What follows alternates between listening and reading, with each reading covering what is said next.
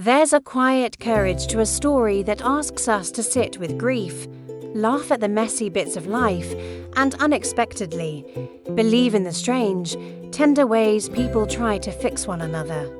If We Meet Again is that kind of film, part ghost story, part domestic comedy, and wholly a human sketch about loss, guilt, and the small, stubborn work of reconnecting. From the opening cemetery scene, a woman grieving aloud and a girl's voice cutting through the hush, the screenplay invites you into a world where the supernatural is not spectacle, but a soft, awkward person at your kitchen table asking for help. The transcript opens with the raw, simple line about it being a year since you left us, and quickly sets the tone, grief, ritual, and then the intrusion of the uncanny.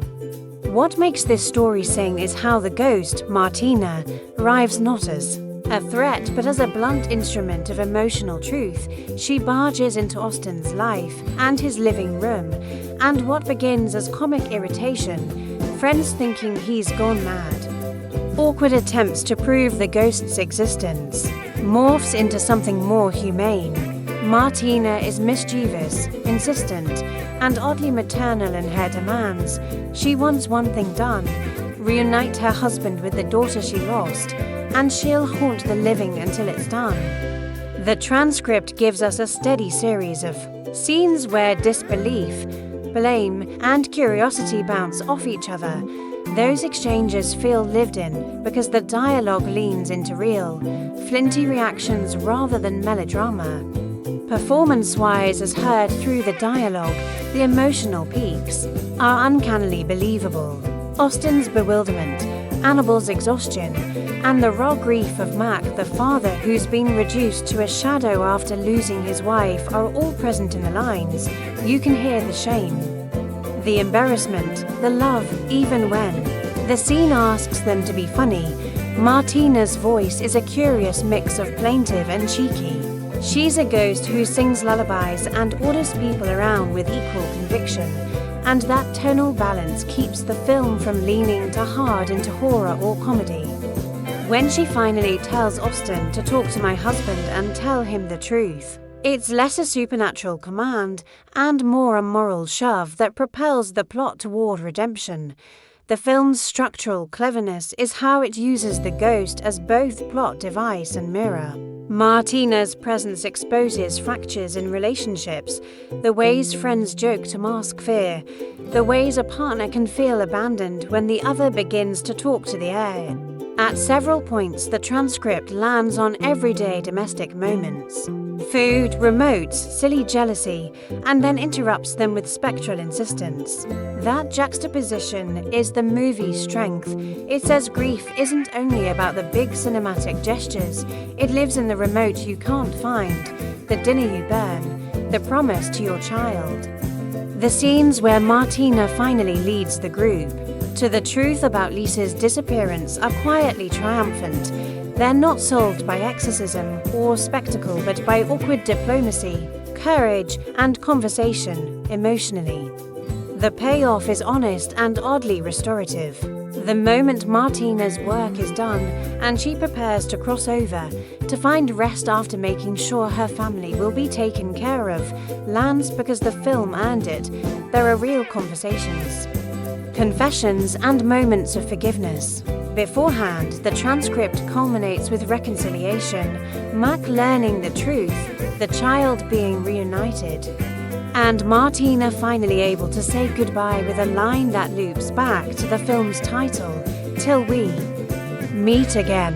It's a simple goodbye, but in context it feels earned and full of relief if you're watching this with friends. Here are 3 interactive things to try as the credits roll. 1, pause and ask the people next to you which character they'd be most unnerved to have as a house guest, a ghost that narrates your day, or a living person who keeps telling you to face your problems. 2, pick one small, overlooked routine in your home: a coffee mug, a night light, a playlist, and imagine what it would say if it could talk back to you.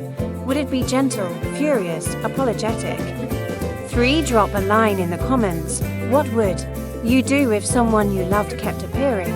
asking you to finish something in the world they left. These prompts make the film live beyond the screen, because the movie itself is an invitation to keep tea.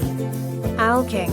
If you answer any of these in the comments below, tag Flicks and Feels, I'd love to read your take. Stylistically, the movie leans on intimate beats more than shocks. The transcript reveals a rhythm, music cues that swell and smaller, quiet. Passages where a single confession changes everything. That suggests a director who trusts performance and pacing over cheap frights. If I had one caveat, it's that a few scenes could have used tighter trimming. There are moments where the banter circles a bit before landing, but those loosenesses also give the film warmth. People aren't crisp and efficient in grief, and the screenplay celebrates that. The proposal sequence toward the end, unexpectedly sweet, underscores the film's thesis. Life insists on continuing, messy and hopeful. Even after the sharpest losses dot to close, If We Meet Again is a small miracle of a movie, honest, human, funny, and heartbreaking in turns. It doesn't promise a tidy theology of death, but it does insist that what we can do for each other, speak the truth, hold a child, tell someone they're forgiven, is the kind of magic that keeps us going. If you like reviews that talk about what movies make you feel more than what they show you, come join the conversation on Flicks and Feels.